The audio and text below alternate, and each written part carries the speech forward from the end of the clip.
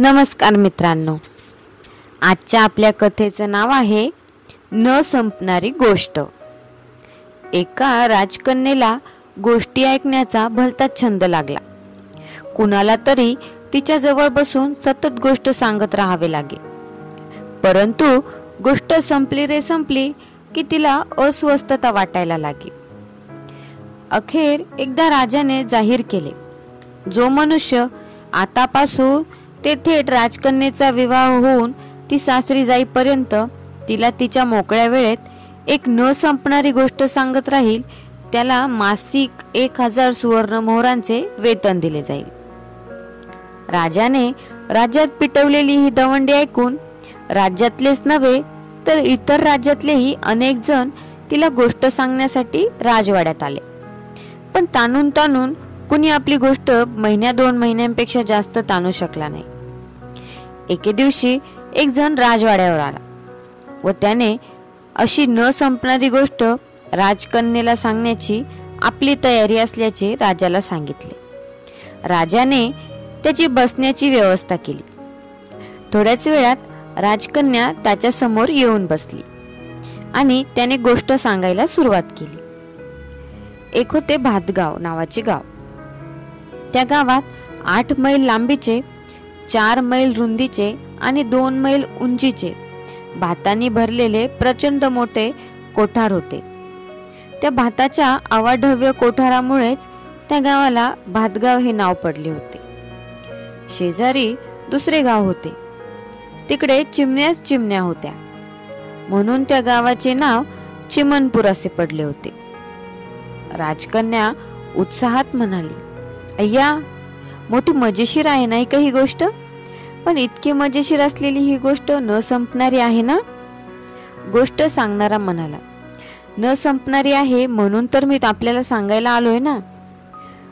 पण राजकन्या, आपण आता मध्येच बोलू नका. मी सांगतोय ती गोष्ट निमूटपणे ऐका. याप्रमाणे बोलून तो गोष्ट सांगणारा पुढे म्हणाला, एकदा काय झालं कशी कोण जाणे, पण भातगावच्या त्या भाताने भरलेल्या कोठाराची चिमणपूरच्या एका चिमणीला बातमी मिळाली. ती उडत त्या भातगावच्या कोठारापाशी आली. त्या कोठाराला पडलेल्या फटीतून ती आत शिरली. तिनं त्या कोठारातला भाताचा एक दाणा चोचीत धरला आणि ती चिमणपूरला उडून गेली. चोचीतून दाणा घेऊन घट्याकडे जाणाऱ्या त्या चिमणीला पाहून दुसरी चिमणी म्हणाली, चिमुताई, चिमण्यांच्या अफाट संख्यावाढीमुळे गावात अनेक चिमण्या अन्न करून मरत असताना तू हा आंबे मोहरी भाताचा टपोरा दाणा कुठून आणलास ग? त्या चिमणीनं खरं ते सांगून टाकताच दुसरी चिमणी त्या कोठाराकडे गेली व आत शिरून त्यातला एक दाणा घेऊन स्वगृही गेली. अय्या, किती बहरदार तऱ्हेने सांगता हो. सांगा, पुढं काय झालं ते सांगा. राजकन्या उत्कंठेने म्हणाली. पुढं काय सांगायचं, जे व्हायचं ते झालं. तिसरी चिमणी आली, दाणा घेऊन गेली. चौथी चिमणी आली, दाणा घेऊन गेली. 5वी चिमणी आली, दाणा घेऊन गेली. 11वी चिमणी आली, दाणा घेऊन गेली. 32वी, 70वी, 100वी चिमणी आली, दाणा घेऊन गेली. सहनशीलतेचा अंत होऊन राजकन्या म्हणाली, किती चऱ्हाट लावतो हो, कधी संपणार तुमचं हे चऱ्हाट? गोष्ट सांगणारा म्हणाला, त्या प्रचंड कोठारातलं धान्य संपेपर्यंत. ते संपून गेल्याशिवाय मला पुढची गोष्ट सांगताच येणार नाही. राजकन्या म्हणाली, मग त्या कोठारातलं धान्य संपवायलाच तुम्ही 10 वर्षे घ्याल? गोष्ट सांगणारा म्हणाला, राजकन्या, तुमचं लग्न होऊन तुम्ही सासरी जाईपर्यंत तरी काही त्या कोठारातलं धान्य संपून जाण्याची शक्यता नाही.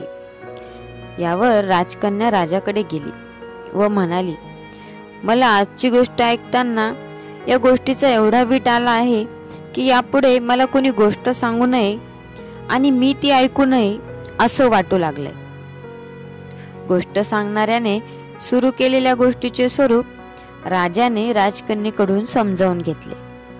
तो मनात म्हणाला, गोष्ट सांगणाऱ्याने बनवले असले तरी त्या चऱ्हाटदार गोष्टीमुळेच वीट येऊन आपल्या कन्येचा एक अतिरेकी छंद सुटला. राजाने या गोष्टीचा आनंद मानला आणि न संपणारी गोष्ट सांगायला आलेल्या त्या माणसाला त्यानंतर त्याने गोष्ट न सांगताही मासिक 1000 मोहरांचे वेतन सुरू केले. मित्रांनो, जी गोष्ट समजूतदारपणे आणि वेळेवर थांबवता येत नाही ती कंटाळवाणी होऊ शकते. जीवनात संयम, शहाणपण, योग्य वेळी योग्य निर्णय घेणं गरजेचं असतं. तुमचं याबद्दल काय मत आहे? कमेंट्समध्ये नक्की कळवा.